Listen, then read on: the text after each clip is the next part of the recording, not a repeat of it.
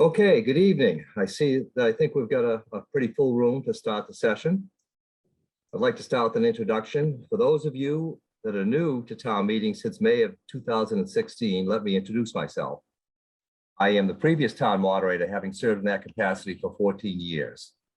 Sean O'Rourke reached out to me and asked if I would be the moderator for this session and to assist current town meeting members in getting more informed and to hear your thoughts and questions and to answer those questions to the best of the school building committee's SBC ability about the proposed site and the new school that would become available with the successful vote on Article 34, the change of use and home rule petition town-owned land article, which will be deliberated at town meeting, which begins Monday night.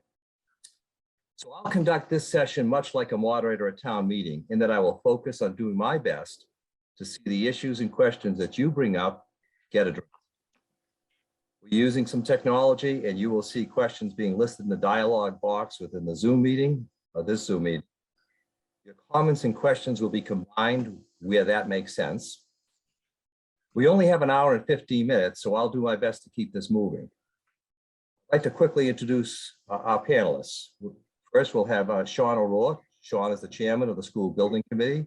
I might reference that from now on as the SBC. We have Ada Rosemarin, who is the chairman of the chairman of the School Committee and a member of SBC. Betty White, a member of Milton School Committee and a member of the SBC.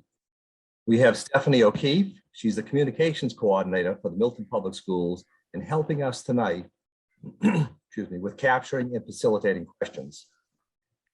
And we also have James Jett, our superintendent of the Milton Public Schools. They're all here to join us. I'm looking forward to a lively evening. And at this point, I'll turn it over to Sean O'Rourke, the chair of the School Building Committee. Perfect. Thank you, Brian. So last but not least also is Tim Lombard, from the School Building Committee that's joining us also. Welcome everyone. Thank you for taking time out of your night for, allowing us to give you this presentation. I'm just going to share my screen just a second and we'll jump right into the presentation.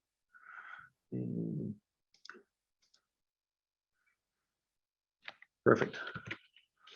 So essentially just a quick agenda for what we like to cover tonight. The first is kind of introductions. There's other members of our committee outside of what you see here tonight. Secondly is to kind of jump into an overcrowding video that we've produced on our own. After following that overcrowding video is, a short presentation as much as we can cram into, the time allotted. And then the remainder of the time we'll be going through utilizing for question and answers an application that we've used well called Slido. So Slido is an online application. It's very easy to use. Essentially, all you have to do is have a separate device, even just a cell phone. You go to the web browser, type in slido.com, and then it'll ask you for a participant code. The participant code is always 02186, our zip code. It makes it easy to remember. So what we'd ask now is if you would open up, Slido on a separate application, and we're going to run a quick poll for those of you in the audience. We do our best when we do these presentations to try to make them as interactive as possible by using polling. So if I could, I'm just going to hopefully switch pretty easily over to Slido. And perfect. And then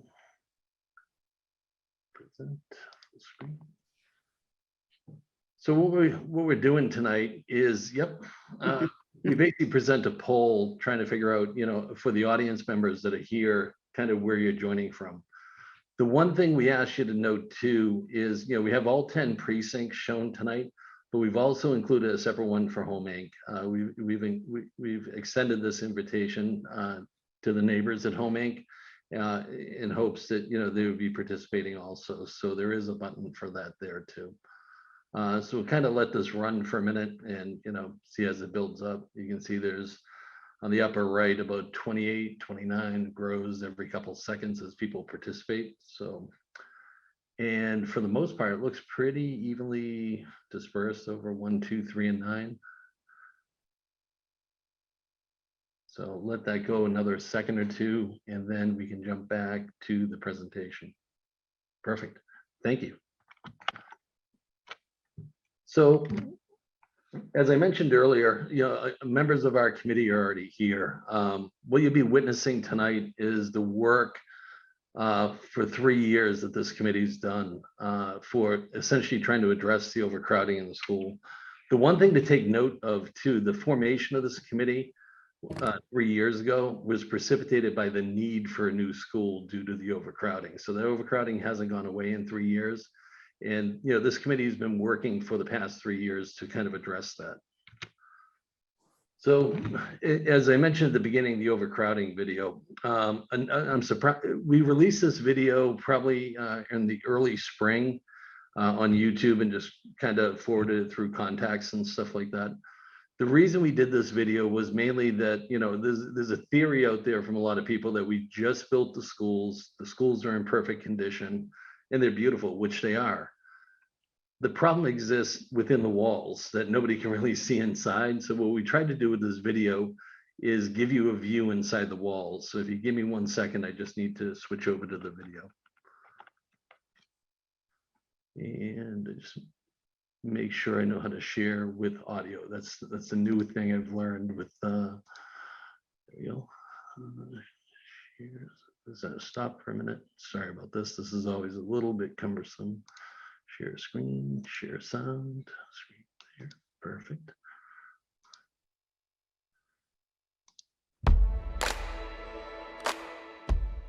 Well, it's interesting because, you guys are here to film the pinch, right? One of the biggest challenges I see is the overcrowding. In an ideal situation, particularly at your elementary levels, you would like to keep class sizes no more than 18 to allow for our teachers to give individualized attention. You can definitely see that there are spaces that are smaller, there are spaces that are gone. So if you want examples, if you think of the library, we have a classroom of second graders, which also happens to be our biggest second grade classroom, in a space in the corner of the library where there used to be extra shelving for books. Art room, but the music room, allowing for some space to sing, really was just too small. So as you'll see, we've actually now converted our gym. We've split it down the middle with the curtain, and half of the gym is being used for music 3 days a week, and the other 3 days a week is being used for PE. Up in our library, what had been our maker space, which is a big space of our library, is now being used as a digital classroom for our Fuse and technology classes, which we on one hand we've been fortunate to have a little bit of space to create another classroom, but that kind of came with the loss of the maker space too. So our music room we were able to preserve it up until this year.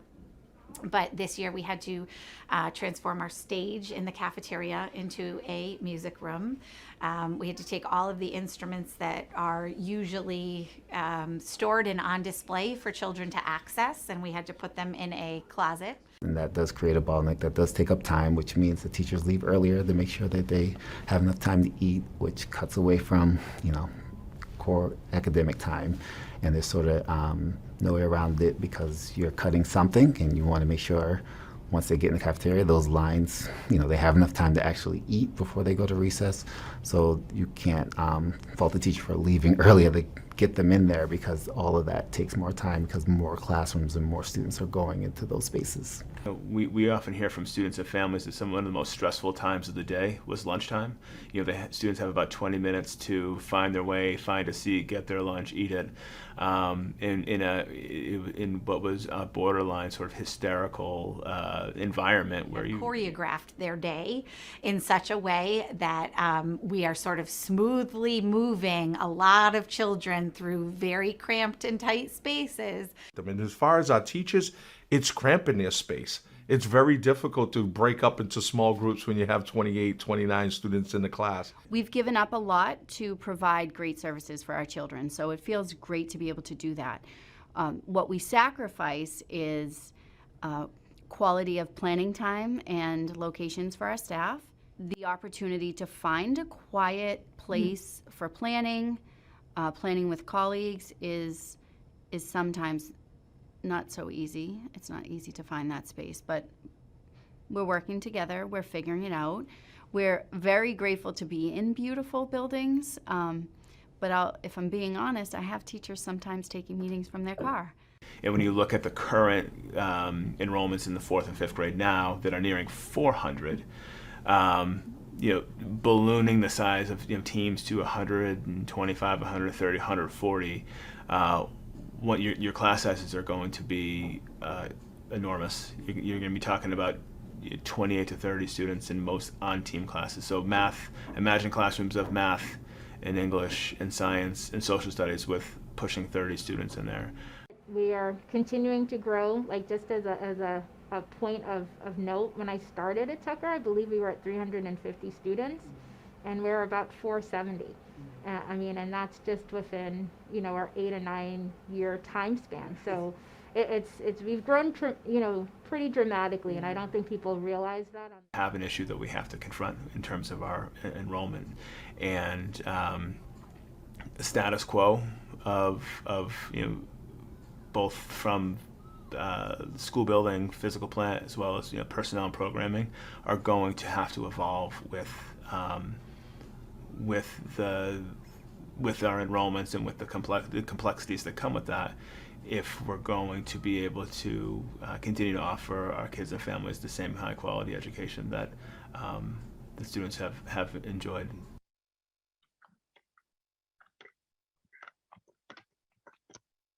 Perfect. So one other thing I wanted to mention about that Slido application, I appreciate all of you utilizing it tonight. Through the as we go through this presentation, you may have questions that you want to ask. Feel free to ask them on there. We'll get to them at the end. The other thing that comes on with Slido is if you see an existing question that you like, there's actually a like button there. And what that does is pushes it to the top of the poll. So when we get to Q&A, we can answer those. But essentially moving on from there, what you just witnessed in that video is what's going on behind the walls of the schools right now. As I mentioned, our committee was formed due to that overcrowding. And the first thing that we did as part of that is, check the data to make sure it was all correct. This is a graph of pre-K to 12 enrollment of the entire district from 2008 to current. And then also in purple, essentially the projections going forward, essentially leveling off. So a few things to talk about on this graph. The leveling off that you see there are for a company that the district utilizes called NESDEC. They do not account for unprogrammed or unpermitted projects. For example, some of the 40Bs that are coming down. So we found through analysis that their projections are kind of conservative. So we're a little concerned about that. But even if we take them for what they are at, we're still above where we are in capacity of the building. So it doesn't help. The other thing that comes into account too is when you look from 2008 to 2022, the enrollment is dramatic, and it directly reflects the census data that we have at that same time. For example, from 1980 to 2010, the town grew by a total of roughly 1,100 people. From 2010 to 2020, the town grew by over 1,600. So a lot more people in a much shorter time. And it's kind of reflective in our census data, and it's reflective in our enrollment data. Now, this is part of that, part of it that we did as a committee, where we took some of the data that NESDEC had and really got into the finite graphics of it. Me as an engineer, I try to look at things from different perspectives. So what I did here is I flipped the axes around just to see what it would look like. Essentially what you have here is on the vertical on the left is the enrollment years from 2007, 2008, all the way to current. Going across the horizontal are the grades from pre-K all the way to 5th grade. And you can see in 2007, 2008, we were below what our building capacity is, the yellow line of 1900. We quickly eclipsed that and started moving up dramatically, reflecting what we just saw. So for us, this was one graph that kind of always jumped out at me while I was looking at it. For those of you who are not aware or might be new to the town, Milton's current enrollment district architecture looks like this. We're composed of 4 elementary schools, 2 of which have a pre-K component and the remainder a K to 5th. The Pierce Middle School houses 6th, 7th, and 8th grade, and the Milton High School, takes them all up. So essentially we have 4 elementary schools that feed up to a single middle school. One of the components our committee has looked on and the school committee has voted in favor of unanimously is reconfiguring these grades to address the over enrollment. So right now, what our plan is on the elementary level to strip pre-K out, to strip 5th grade out and rearrange the Pierce. So the Pierce, instead of housing 3 grade levels, is now only housing 2, 5th and 6th grade. The new school that we'll be talking about tonight, or the land for the new school that we'll be talking about tonight, would house the 7th and 8th grade along with a preschool component under a single roof. And then those would also feed over to the Milton High School there. The creation of this school at this land and the grade arrangements that we have create what we're calling an educational campus at this location. So when we go back to that graph that I pulled up before, if we look at the 5th grade and the preschool, graphically, what would it look like if we strip those out? There you go. We drop below that building capacity. And we also do that by not having to redistrict. We wouldn't have to introduce another elementary school. Similarly, as I mentioned, this committee was formed 3 years ago. Prior to that, the facility subcommittee of the school committee worked with an architecture firm, DRA, that did all the schools back in the early 2000s when the previous school project was done on. They did long-term studies of how many classrooms we need to build in order to address things. And our shortfalls were about 26 classrooms. By stripping out the 5th grade and stripping out the preschool out of the elementary schools, we hit 26 classrooms. So we check all the boxes, so it works. This is a very telling slide. If we pass town meeting with a vote that we're looking on for, just this article is only for us to petition to get land. We're not constructing a school next week after this. We still have to go to the state legislature. After that, we have to assume we're getting funding from MSBA next year. Once we get accepted, that puts us into a timeline of about 7 years. What that means is even with a yes vote at town meeting, the school's not going to be constructed till 2030. So a delay on this vote and why we're so adamant about trying to get this in front of town meeting is to hit this timeline. You know what I mean? If any way, find a way to shorten it. But our concern is if it does not pass town meeting, we're going to be pushing further into the next decade to make this school. Site selection. The very first thing the school building committee did is we issued an RFP for land. It was kind of low hanging fruit. Our hope was somebody would come with 6 acres of land and ask us to buy it. We had 0 responses. I think the fire station building committee had a similar effort on their end to find half an acre. We're looking for 4 to 6 acres at the time, now about 6 acres. So it just kind of, it gives you an idea of what we were going up against.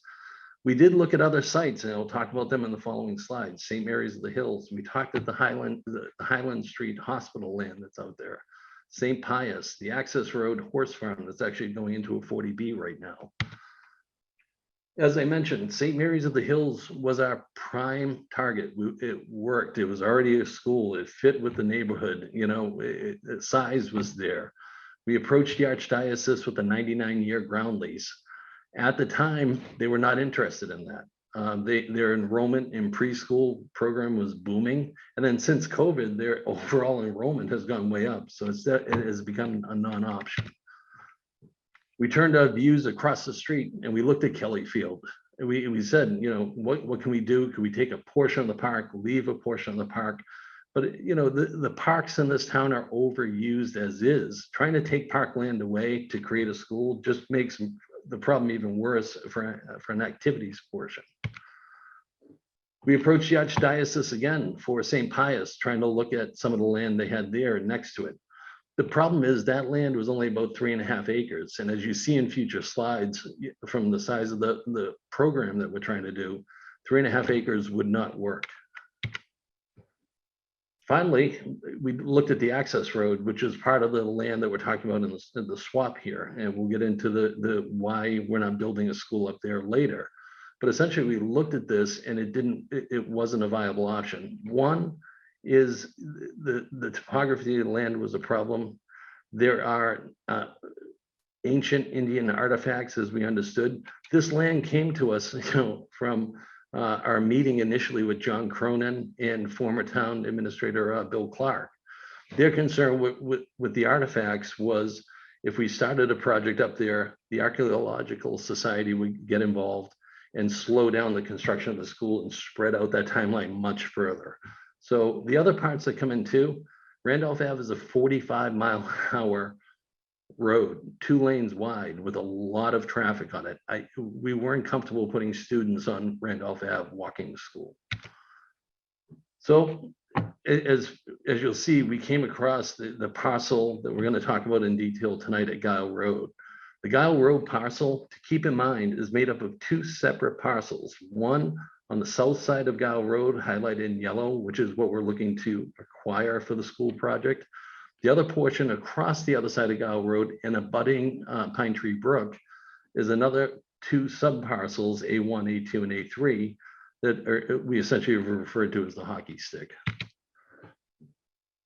So after we looked at, the overall lands, partially is, we didn't just come to Guile Road right off the bat. We looked at 107 parcels throughout the town. 72% were below 4 acres. And at the time, 4 acres was our threshold. We then revised that to 6 acres once we started getting the architects involved and getting a better idea. But out of those remaining parcels, there were only 30 parcels left above 4 acres, 5 of which were school parcels. We couldn't touch those. 4 of which are park parcels. We've already talked about those. 11 were parcels of conservation and wetlands, including Pope's Pond, Turner's Pond, and Town Forest. And then the remaining 10 parcels that were left over were Town Hall, police headquarters, cemetery, and stuff like that. This is that list. So the list that, as you see here, basically had very few sites available. The Guile Road parcel was one of them, highlighted in yellow on the top, and the Randolph Ave parcel highlighted in yellow on the bottom. So as we looked at these, that's kind of how we started focusing down on all this. Once we decided that Guile Road was the parcel that we wanted to go after, we started community engagement. And this is the number, along with tonight, of the number of forums, meetings, and outreach that we've been doing since last August. Home Inc., they are our only abutters, and we've reached out to them. And, I want to personally apologize if there's been any ill-conceived notions that we've been trying to deceive them. We haven't. We really have been trying to work with them. And I understand there's some heartache, some hard feelings and stuff like that. This is our last, correspondence that we got from Home Inc. It was a list of concerns of things that they were looking at with this site. We appreciated receiving this because this is the type of feedback we need as a committee. We need this to know what their concerns are. We can't read minds. And with this, we can work it into the design to make them happy. We look to continue this engagement. We're trying to build a school. We're not trying to build a chemical plant.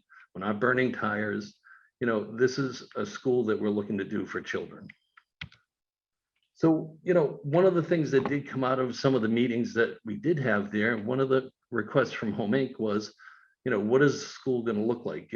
What are some concepts? What is the topography going to be like? So we engaged the architects at DRA previously. They laid out conceptual, kind of high level, 30,000 square feet layouts with where the building would go, where the fields would go and whatnot.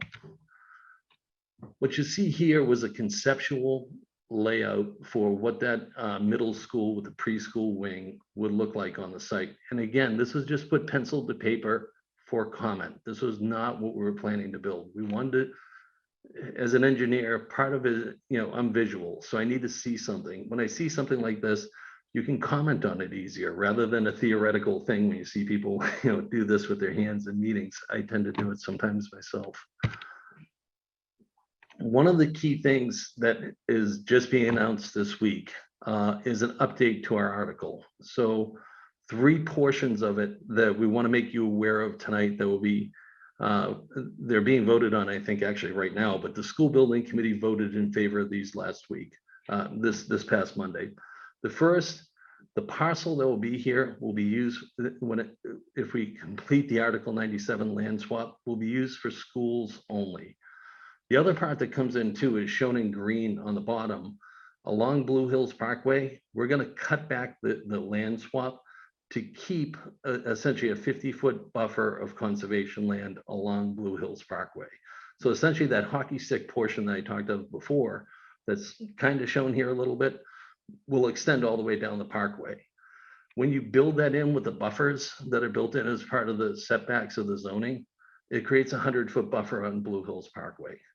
Similarly, for Home Inc., we're providing a 50-foot buffer along that boundary line there. We would love to give more, but as you see the distance of what that perimeter is, to give more just eats into the land so much more, we wouldn't be able to build the building. But our intent is to keep a natural boundary between Blue Hills Parkway, to keep a natural boundary between Home Inc. The view from Home Inc. right now is one of a number of trees. We do not want to cut any of the trees down. We want to keep this view for Home Inc. Similarly, for Blue Hills Parkway, the view, if you go to Google Maps right now, looks something similar to this.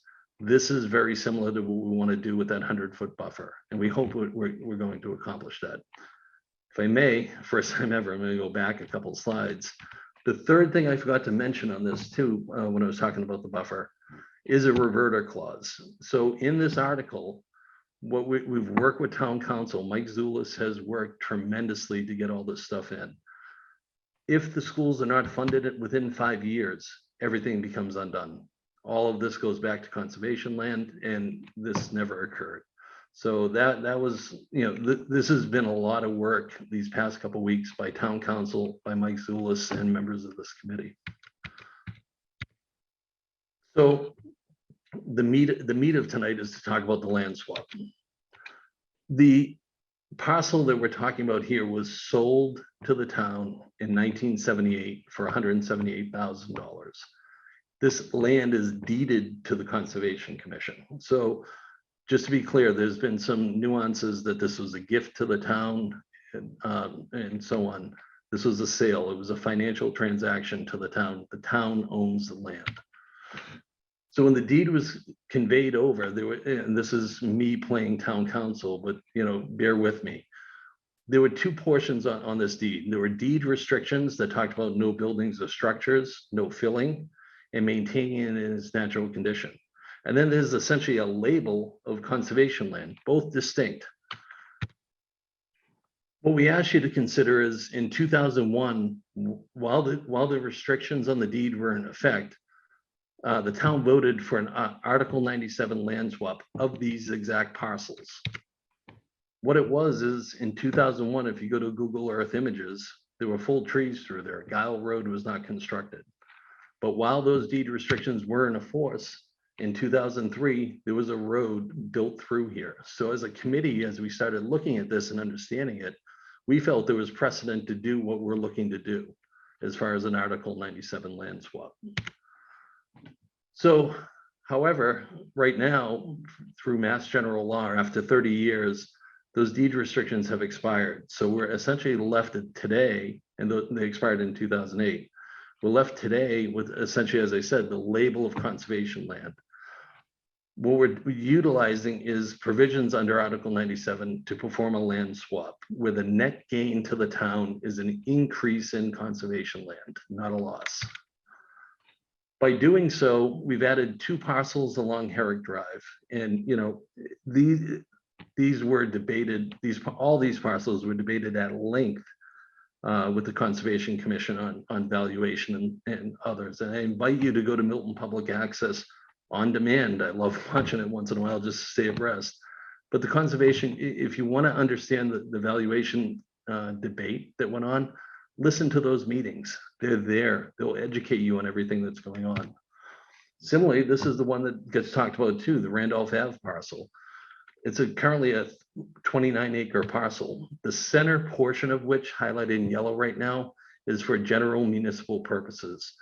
The Conservation Commission, during their discussion, indicated this is buildable land. A development could go on top of this. So, as people talk about valuation, we ask you to keep that in mind.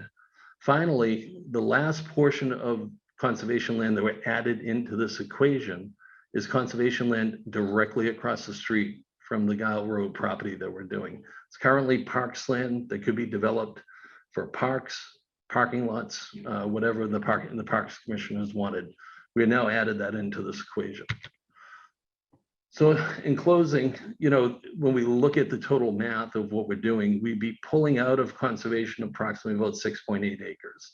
We'd be putting into conservation, or the ownership of the Conservation Commission, approximately 14.8 acres, doubling the amount of conservation land. The votes in support of this have been overwhelming, in my opinion. The amount of meetings and debate we've gone through over the past 3 months of this has been a gauntlet, to say the least. But the school committee, the first change that got put up to them were those grade configurations, and changing the grade configurations of an entire district unanimously speaks to me of how important this entire thing is. Similarly, we went to the Warren Committee most recently. They've recommended this for town meeting. Their initial debates were actually a great one to watch on Milton On Demand. It's kind of entertaining. The second one was a little more, robust, and we got to a conclusion. Conservation Commission voted 6-1 in favor of this. The Select Board was unanimous. The Parks Commissioners were unanimous. So for us, as our committee, as I mentioned, we're a committee of 9 volunteers within this town. We volunteered a lot of our time over the past 3 years. There's been a lot of work. And what we ask you to do is, consider all the facts that we present tonight. The other things to keep in mind, this vote right now is a petition for the Select Board to go to the state to work through Article 97. This is not a funding of the school. We are not building a school under this article. There's no cost associated with it. The other part of it is we increased the amount of conservation land owned by the town and the Conservation Committee. Finally, this project addresses overcrowding at all levels of the Milton Public Schools. And I believe with that, we can jump over to question and answers. Thank you. Thank you, Sean. And thank you to Stephanie, who has been constantly updating the questions based on the priority of people asking, what they're asking, and also based on what might have been hard. So what I'm going to do is I'm going to read a question, turn it right over to Sean, because Sean's in the best position to then direct that question to the right person to answer it. A little more educated on that than I would be. So the first question I'd ask is, can you explain how an Article 797 land swap actually occurs? Sean? Yeah, I'll do my best. The first thing to know of it is it's difficult. Like, this was not an easy endeavor that we thought, this will be easy and we'll be done. We understood this would be a long road to do. So the first part of it is we identify the land that we want to do.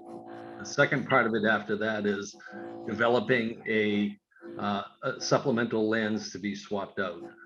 In the first, essentially, once you identify those, you present to town meeting, which we're doing in a couple weeks, an article that needs a 2/3 vote by town meeting to pass. Assuming the passage of that 2/3 vote, it then goes to the state legislature. The state legislature needs to do a 2/3 vote. And upon that vote, the land would then be transferred. So I'm not sure if others within the committee want to chime in with others. If you do, just raise your hand. I can call on you. And if not, Ada, go for it. Sure. I just want to add to how the legislature makes this decision is they rely on the Executive Office of Energy and Environmental Affairs. That is kind of the point office for the legislature on matters related to Article 97. And Town Council Kevin Freytag from Milton has been working closely with that office, the EEA office, to apprise them of our work and our plans and our thinking on this article, to just be sure that they felt they could support it. And because if we voted it here and they didn't support it, then we wouldn't, that second step would not necessarily occur. But they have given us a green light every step of the way. Yeah, just to touch on that also. So a representative from EOEA, I'm hoping I get that acronym right Sunday, actually walked all the sites as part of the swap last week with town planner Tim Zawinski. So it's not that we're just giving them a phone call and sending them maps. They have boots on the ground looking at this stuff.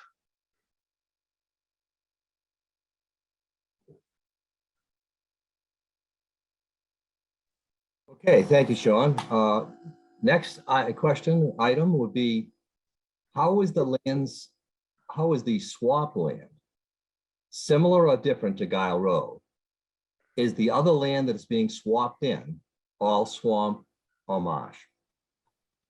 Good question. So we'll start with the Randolph Ave parcels. So the Randolph Ave parcel, and again, I beg you to go to Milton on Demand, Milton Access on Demand, and watch the Conservation Commission ones be debated.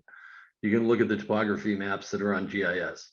The majority of the Randolph Ave parcel is upland. The only wetland component of it is a small portion adjacent to Randolph Ave. Similar 40Bs that are going on just across the street are building very similarly. You can build a driveway over wetlands to get to the upland component of that parcel and then develop it as you want. So, for us, the Randolph Ave component is roughly a little over 6 acres of buildable land. The other 2 parcels that are down at Herrick Drive, these are all owned by the town as general municipal purposes. They're wetlands. They're not conservation land. They're owned by the town, not the Conservation Commission. You can build technically on wetlands. It's difficult and it's expensive. However, at some point, the value of homes within this town would allow you to build something there. At some point, it would be worth it for a developer to invest. So they're truly not like marshland like you would see down next to I-93, by the Neponset River, but they are wet. I'm not gonna say they're not. The final one that's on there too is, the parcel that we talked about across the side of Guile Road, which is essentially a parks parcel right now that could be developed. There are setbacks on it that kind of constrict it down for wetlands that are associated with the brook. Also, the perennial stream of what Pine Tree Brook is creates additional setbacks. Those shrink that down, but again, it still leaves a buildable portion on that parcel. And Ada, go for it. One other aspect of those parcels that people should be aware of is on both Randolph Avenue and Herrick Drive, there are surrounding existing conservation land, and bringing these parcels into conservation land as well makes for continuity of a larger body of conservation land that's all connected, which is good for flora and fauna, and for conservation. Okay, so moving along, I'd like to just recognize that we have another member of the school building committee, Aqua Blanc, who's joined us with us. Next question. So why is the land being offered for swap next to this parcel not considered for the proposed school? Good question. And we actually did look at that as trying to build the school on there. As I just referred to, the nice thing with that extension of Guile Road, as we were digging into it, we have the old construction documents that are there, the civil drawings, which outline where the wetland components are, and there are the flagging of those back when the road was built and that parcel was surveyed. Once we looked at that wetland component boundary that was there and the required setbacks from it, it shrunk the overall parcel down. So what happens is what looks like a very big parcel wasn't big enough to build a school on. So I know it sounds like I'm talking out of both sides of my mouth, where before I said it's buildable. It is buildable, just not buildable big enough for the program that we're looking to do for a school. Again, that was brought up, the map of it was brought up in the Conservation Commission meeting. I think it was April 12th or March. It was one of our last ones. I apologize without the date, but we did look at it. And Tim, you have something to say? You're on mute, Tim. Just to clarify what you're saying there, Sean, I think that parcel was actually the initial parcel that we looked at here. It's not just that we also looked at it. This is the original one that we were exploring for this. This led us to the parcel we're now talking about. That's a good point, because originally the intent of trying to take something out of Article 97 or utilize a swap under Article 97 for parks land was easier than doing it for a conservation land. Part of the work of this committee, we have a number of contacts. Tim reached out to professional contacts that he had that we could talk to them, specifically VHB Engineering and their environmental engineers. And we looked at it to say, what are the limitations on that parcel? Within this committee, as I said, there's a number of professionals on here, and we're tapping our Rolodex of contacts for free to, address all this stuff for the town. Okay, thank you. Just a quick check for everyone. It's currently 7:45. We've got a couple of school committees on this school board, building board, and they have to go to a school committee meeting at 8:30. So I want to keep moving along. We've addressed a lot of issues. We've got some good questions still. So why is it fair to utilize this land for schools when the terms of the original sale stipulated that the land be conserved? Yeah, it's honestly, it's a great question, and it's a tough one. As I mentioned, this town is growing rapidly, and the availability of land within this town does not exist. Brian, I'm sure as you can attest to, and if you want to chime in about your search for half an acre parcel, we're looking for a 6-acre parcel. The joke that I did originally, when we first started on these meetings, is, let's deck over 93 and do an air rights development over it to build the school. That's almost what it's coming to. Like the list of lands, we actually will be issuing that list of lands. I know people are asking for it. We are working on that. That will be out for everyone to kind of digest. But as even what I presented tonight, the town-owned lands, they're very limited. There's very small amounts. Privately owned lands, sure, we could go after them, but we'll have to secure funding for this first to have a pocketbook to go approach somebody to buy the land. So we have to get appropriations for that. That's why we tried to do that RFP process at the beginning, just to see if there was interest of anybody selling and kind of reverse the process. I'm not sure if anybody else wants to chime in either. Well, I think when we're at town meeting, that town council Kevin Freytag will be able to explain this better than any of us. But my understanding is Mass General Law allows for deed restrictions to be put into deeds, but they expire after 30 years if they're not extended. And this deed that was written in 1978 expired, as Sean mentioned earlier, in 2008. And so that is why it remains as conservation land, but still falls under the Article 97, which has the provisions for doing the land swap. Yeah, part of what comes into, Brian, is, the intent of the land systems was great. I mean, handing this to the town or selling it to the town, for the price tag they did. The part of it to keep in mind, though, that gift that they're giving us now is going to create a school and also double the amount of conservation land that's in this town. You know what I mean? These are parts of this equation that I hope people don't lose. They're talking about us taking conservation land. We're we're swapping it and creating more conservation land and building a new school to address our overcrowding. Okay, so moving along, first, all of us, because of the pandemic, are a lot more accustomed to using Zoom and Zoom webinars, and I see a number of people are raising their hands, and probably with questions. We've got 87 participants on this meeting. What we want to remind you is, as Sean mentioned at the beginning, please ask your questions in Slido. So that's at slido.com. If it asks you for a password, the password is 02186. Doing that allows Stephanie to then organize the questions, grab the ones the most people seem to be interested in pushing up to the top. Okay, so next question. Why was this parcel deemed conservation land in the first place? Is there anything special about it that requires it to be conserved? I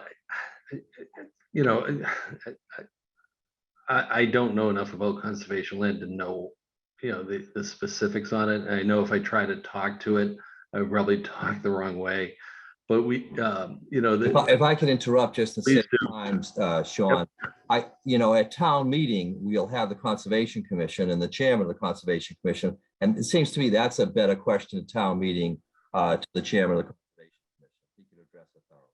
Yeah, my only take was, it was deeded to the town as conservation land, and we're not saying that it's not conservation land. We fully acknowledge it is conservation land, and we're working within the provisions of Article 97, which deals with conservation land, to make this swap.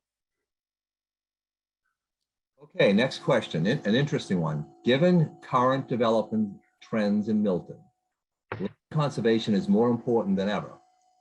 Can this proposal offer a more robust commitment to land stewardship?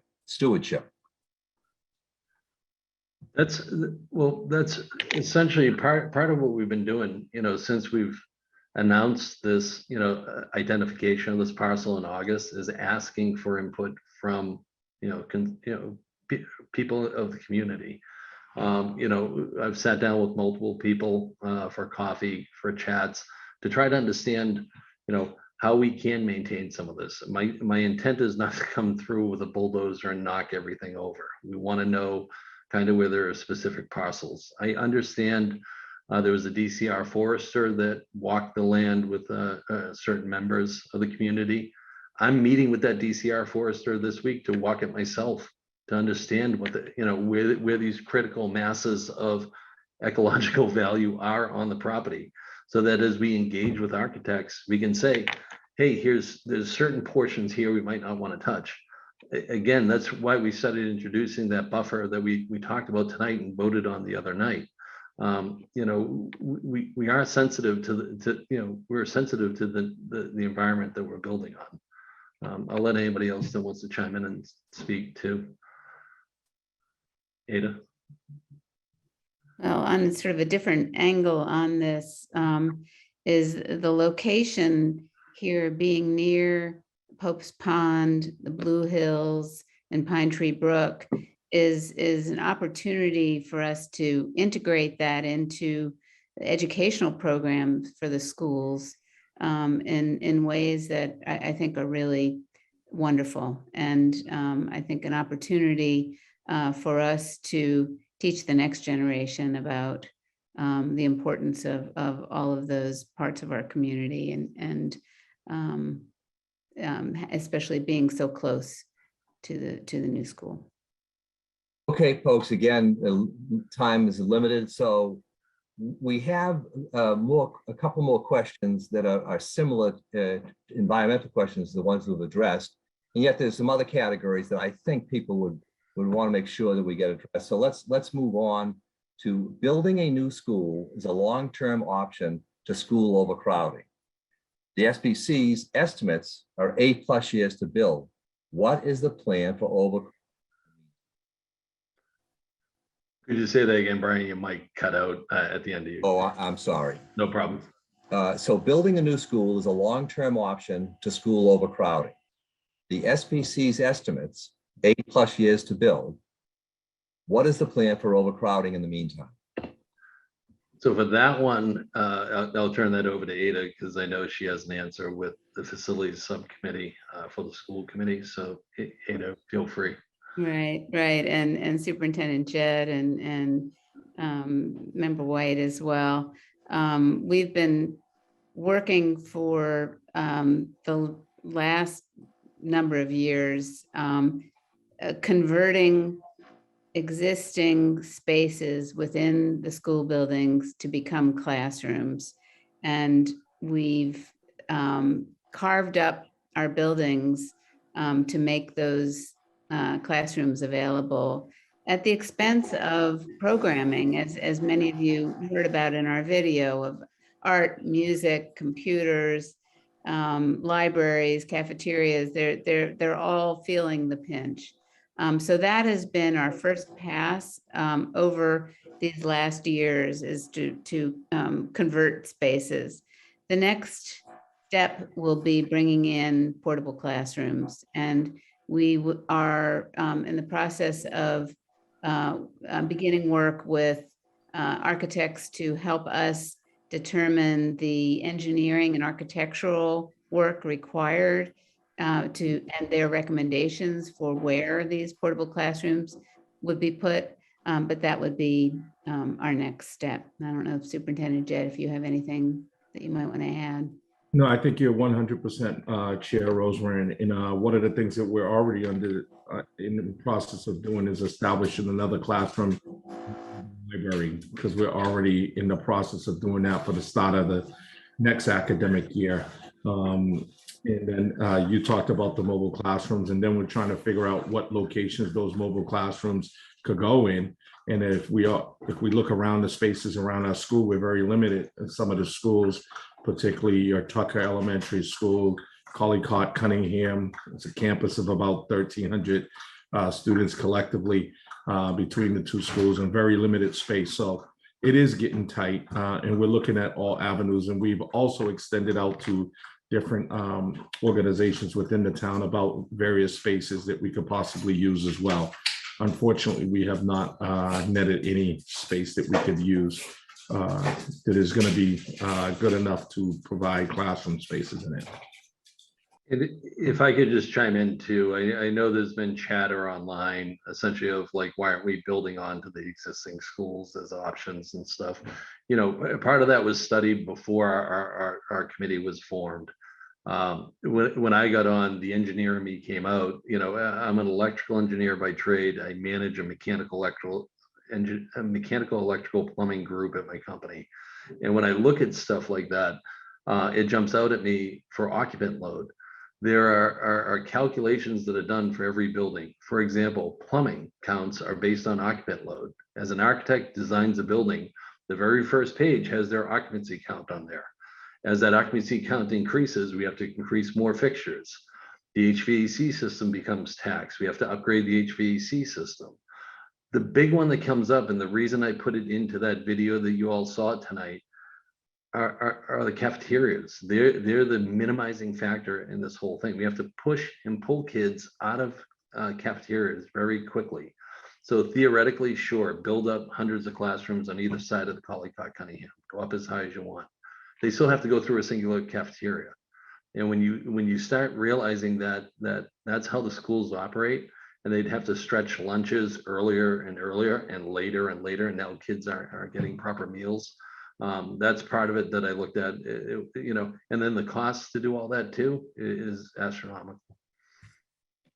If I could, again, moving on. In fact, I'd like just to add, as somebody that's been in town meetings since the late 1980s, sometimes it gets lost. But in fact, I can assure everyone on this meeting tonight, especially new town meeting members, that the whole question of whether a new school was needed was vetted pretty thoroughly. And the town meeting at the time voted to appoint a school building committee.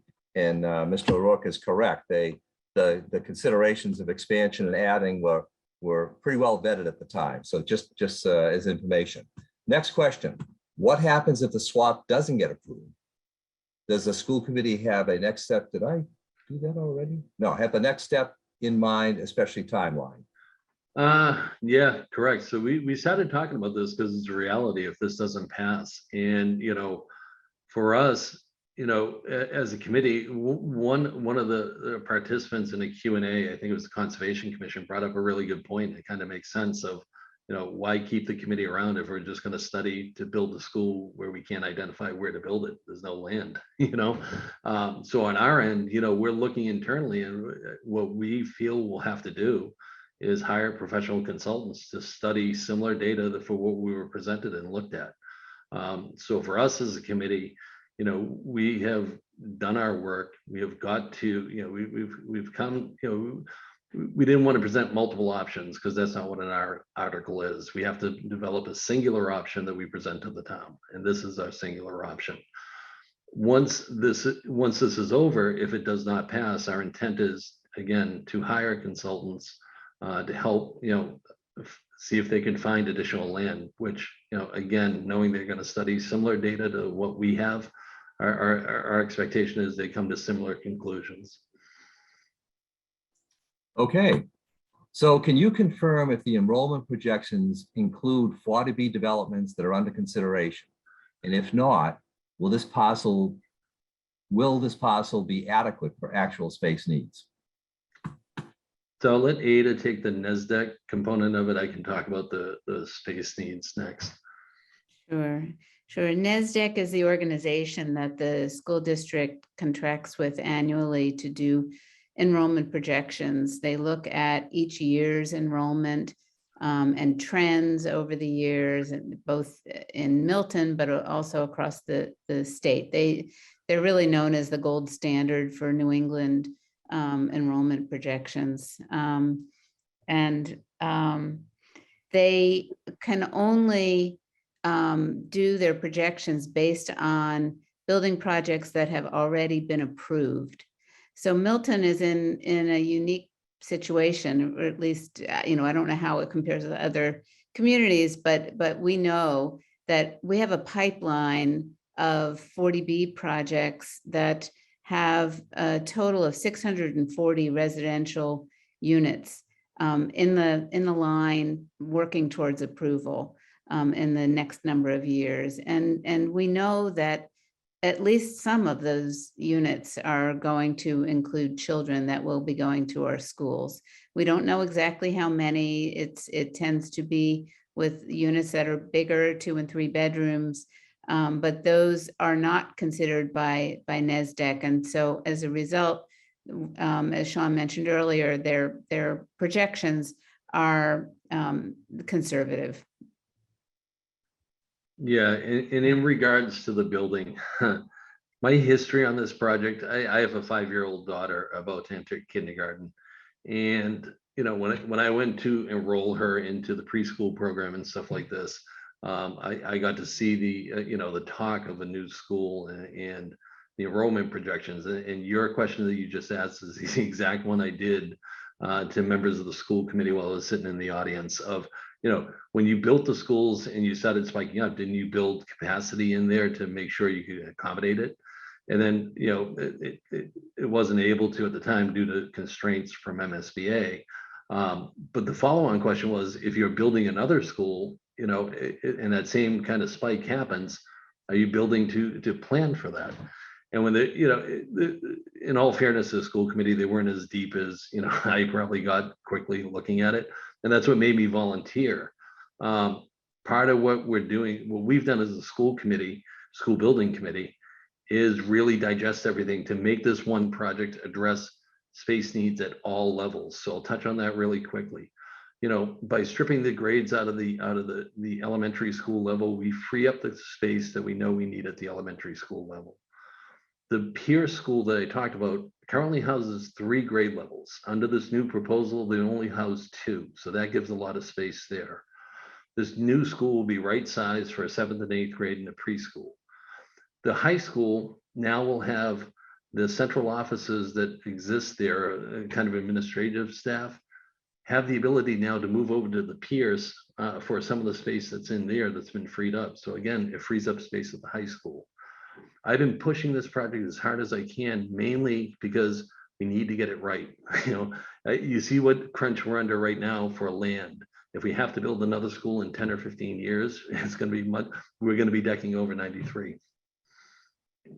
Ada, go for it.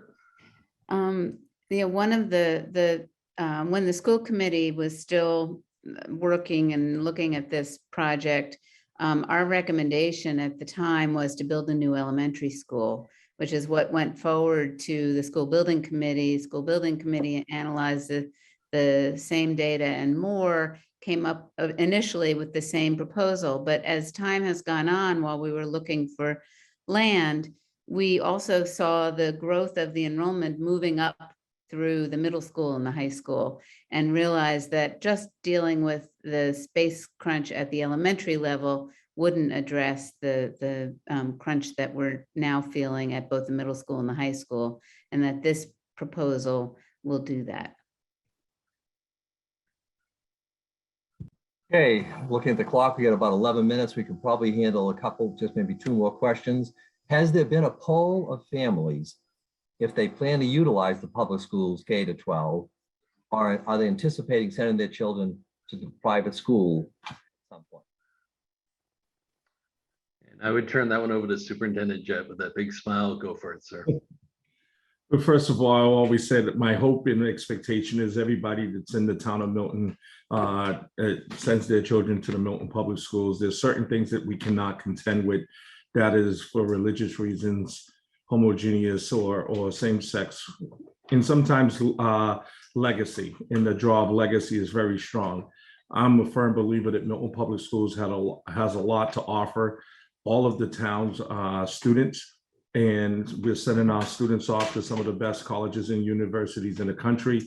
So my hope is that with more space, people maintain and keep their children in the Milton Public Schools. I did not poll people to ask them that, because my assumption is, and my desire is, to have them come and stay in the Milton Public Schools.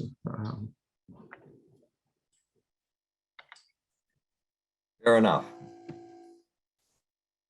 Oh, there we go. Can you folks hear me? Half mood? Okay, good. So I've got 2 questions here that I think we'll ask them together. There's a similarity through it. So they are, our street already hosts 3 of the town's 6 schools. Adding another does not feel equitable. Would a traffic study be completed before any land swap? And then the next question, similar, the Parkway will soon have a 52 condo development with commercial space built across from the conservation land site.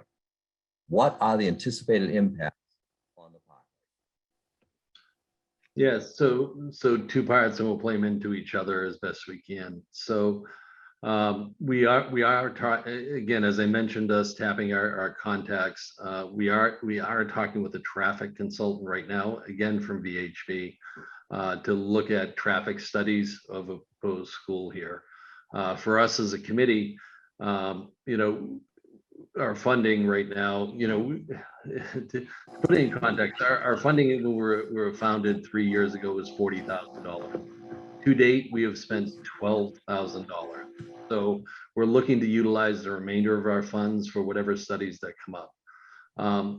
Part of what we want to do is, you know, we feel the traffic studies that with the proposed development that's going on Blue Hills Parkway for the 40B, we can leverage some of the data that they already have there and see how we can integrate both of these together. So, you know, we are doing those studies. They are coming. We just have not done them now, and it would not be done before, you know, the vote happens at town meeting. Okay, I got a couple more here. I think we can tie it together. Was the RFP issued, or when, excuse me, when was the RFP issued? And have you tried again since? Yeah, so the RFP, I think, was initially issued. It's on one of the timelines. And I'm going off, you know, and I'll look to Tim a little bit, but I think it was August of 2019 we were first 2020. Oh, August of 2019. Well, we were formed. I was going to say August of 2020, I think it was. We took the first year to kind of digest everything and then went after it. Yep. So the, you know, it was published. It's on one of my slides that I put. I'm not sure if I put it up on this presentation, but I can publish it.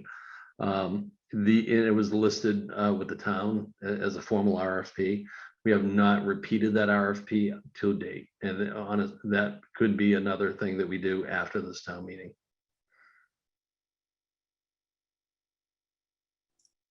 Okay, how about another question? How much is this school going to cost taxpayers? How many additional students do you anticipate given the plans? And also, what about the idea of Metco? That is, so three-part question. The cost of the school right now, we're utilizing cost data from MSBA. So MSBA right now has published data for what a school will cost. So around this size of a school, they're roughly, I think the previous estimate from DRA in 2019 was about $50 million. Our estimate right now conservatively is about $70 to $80 million. And what we're looking at utilizing is MSBA to refund part of that component of it. But again, for this article that we're talking about tonight, this isn't to build the school. This is not to fund the school. This is not to do any overrides. This is a petition to get the land. Cost comes into play there, because if we have to go out and purchase land or acquire land at a cost, that's going to add into that overall number. You know, partly, and wasn't our main component of the search, but with this land, we would be acquiring this land at no cost to the town. The other two parts of the question that were there, I'll turn it over to Superintendent Jett to allow him to answer. Yes, thank you, Mr. O'Rourke. We do not have a METCO program in the town of Milton.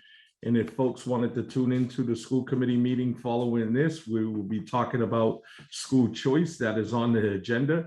And for those that don't know, school choice is when you allow a student to attend a school in another district that is not the student's home district. So we will be talking about that, but that is a vote that has to go before the school committee. So I don't want to put the cart before the horse, but we'll be talking about that this evening around 8:30. Okay, thank you. So there are a majority of specific questions that haven't been addressed here yet that are really have to do with environmental and concerns about the conservation status. And I think I would just tell you that those would be better for a town meeting. Have the Conservation Commission there. You'll get a much more educated and articulate answer to those. So another question thrown out there: what are the primary arguments in opposition to this plan? Now that's kind of an open-ended question. But it is out there. I don't know if anyone wants to address it. I'll do my best. I mean, the obvious one that's out there right now is we're going against the wishes of the Lamb sisters, you know, for this land. And, you know, from the time that this land was sold to the town in 1978 till now in 2022, you know, the needs of the town have changed. You know, previously, as I mentioned, you know, in 2001, there was a need of the town to extend Gow Road through that property to touch down to Blue Hills Parkway. And we looked at that as the precedent for what we're doing now. 20 years later now, there is a need to build a new school. We do not have available land in this town to do it. So that's kind of, I think, one of our toughest arguments that we're having there, and we acknowledge it. But again, you know, that gift, you know, as people put it for the town, even though it's a sale of the land to the town, is now that intent is now being carried to 14 additional acres within the town, on top of allowing us to build a new school to address, you know, the needs of the children in the town. And Ada. And you know, I think the other thing that we fully recognize is the concerns of our neighbors in the neighborhood. And that is why we started there with our discussions around this parcel with the Blue Hills Parkway Association, the Pine Tree Brook Neighborhood Association, and the Home Inc. And we can't restate enough how important that is to us and will continue to be to us, that we continue those conversations and have our neighbors' voices at the table as we proceed with this, and so that we will address all of those concerns to the best of our ability. And Aqua, you have your hand raised. Yeah, I want to speak to some of the questions that I've heard. Does this create a precedent for conservation land being swapped. I think that already exists. That was already done. So what we're doing now is not going to create a precedent because conservation land had been swapped in the past. And we are not just going to do this without taking into consideration all the necessary steps. All of us are volunteers. All of us live somewhere close to this land. We all have kids in the school, and some of us are very strong environmentalists. And we're going to ensure that this is done right. And we would, as Sean has mentioned, we're open to your input. We're doing this because we want to make sure it's done right. So those conservation, especially all the studies Sean has mentioned, traffic studies, we intend to also study the impact of flooding in the area, and all the necessary studies will be done. But right now, we're just talking about swapping a land that would help us reduce the cost of building this project for our kids. Okay, so I'm looking at the clock, and I'm also looking, I have to tell you that we have 78 participants that are still with us. Bravo and kudos to all those town meeting members.